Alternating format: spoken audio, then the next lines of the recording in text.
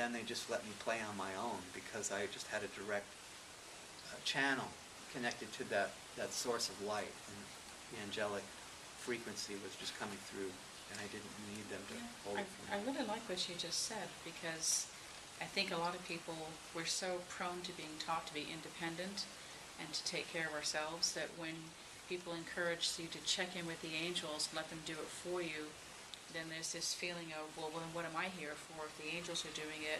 So I like that bridge that you just got, that gap that you just bridged between, they're here simply to show you what you can do, so that you can do it on your own. They're teachers.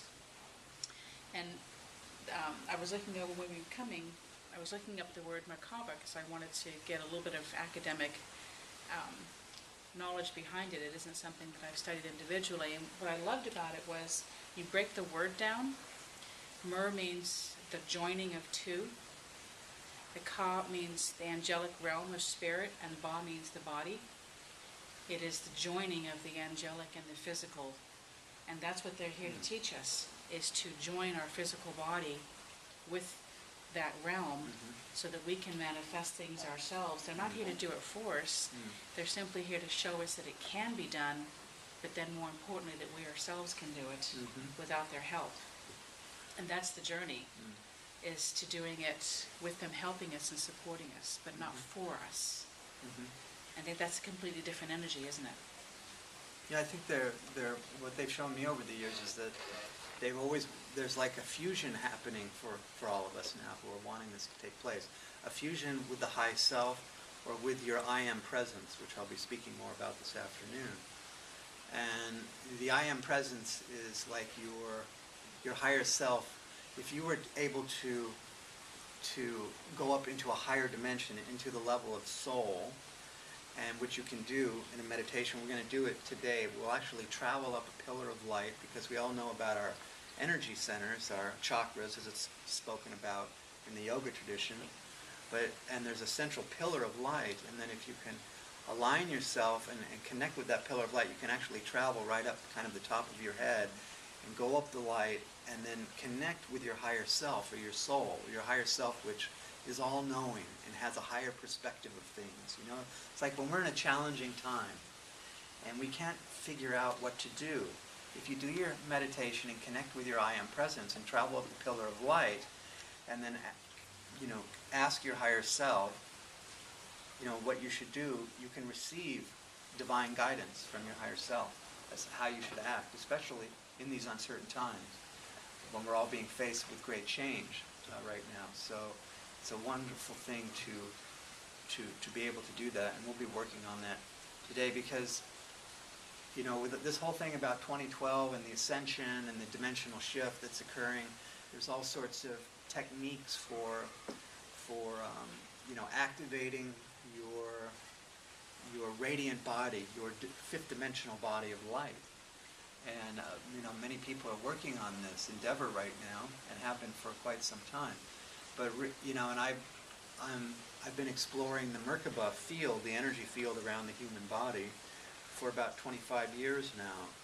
But just recently, and even last time I was here in March, the Ascended Masters, who I've been connected with for a long time, they've been coming through really strong. And the message I've been getting so much is to, you know, that all the technical stuff about the Merkaba field is not as important as just getting connected primarily with your higher self and your I am presence. So the Ascended Master teachings on this technique, which I've known for a long time, I'll be sharing with how to connect with the I am presence. And I think this is just so empowering to do right now. And then ultimately there's a fusion and a merge, like a sacred marriage, with the human ego and our physical body with our higher self, or I am presence, and that comes together, and there's an incarnation. It's like a born again, kind of like when you get touched like that and make a connection with the I am presence, then that energy can fully incarnate into your body and express through you, and it moves your life into a whole new dimension of experience. And to me it feels like what mystics have spoken about as grace. Like there's a grace that comes in, and then your life just gets magical. Not that you don't have challenges or upsets sometimes, but there's a higher frequency of synchronicity and magical unfoldings begin to happen as you really start to walk in the light of your true self like that. And that all of us come out of the closet now. We don't have to be in the closet with our spiritual selves and afraid to tell everybody that we're spiritual, but to really to express that all the time now is who we are, and that we are the light of the world. Yeah. It's getting easier. I mean, even 5 years ago, there weren't as many centers that are open. If you noticed all the new centers that are open, people that are leaving their day jobs, going into their spiritual one, or having part-time jobs, it's becoming so much more prevalent. And, we have this monthly holistic healing fair, and there's a couple of what I would call the sage psychics that come to our fair. And they've been doing this for 30 and 40 years. They were psychics in the 60s when they were like the strange person on the block. that you went to see them, you sort of put your hat down because you didn't want anybody to see that you were going in there to talk to a psychic. I mean, that was not that long ago when you really think about it. And look at where we are now.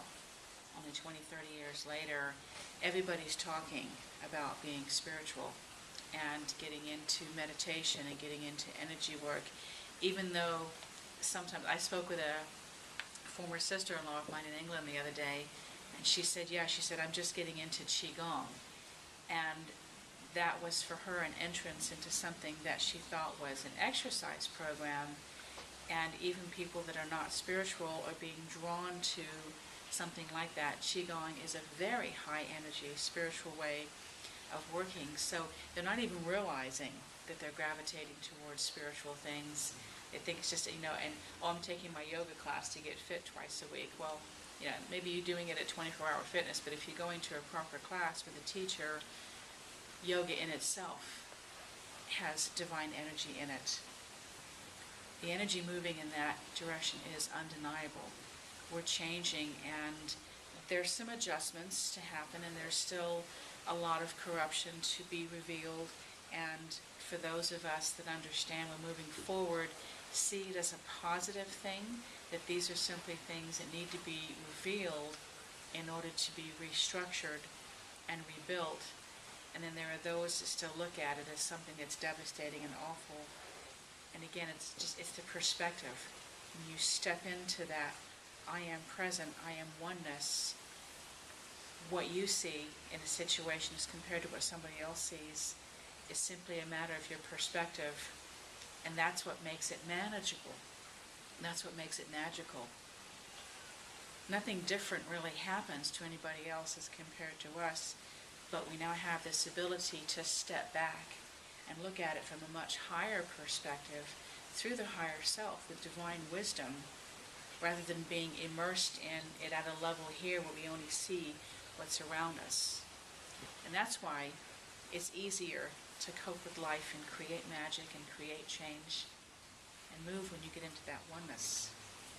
You always hear me encouraging you, either do it through organic food or meditation or ritual or ceremony or music or essential oils or through energy work or intuitive work, whatever it is that resonates with you, a combination of those, taking classes, coming here, going to all kinds of other events, doing ceremonies on the equinoxes and the special days, whatever it is that helps you raise your vibration, that gets you into that presence, working with your higher self, all of a sudden your life is magic instead of being muddled.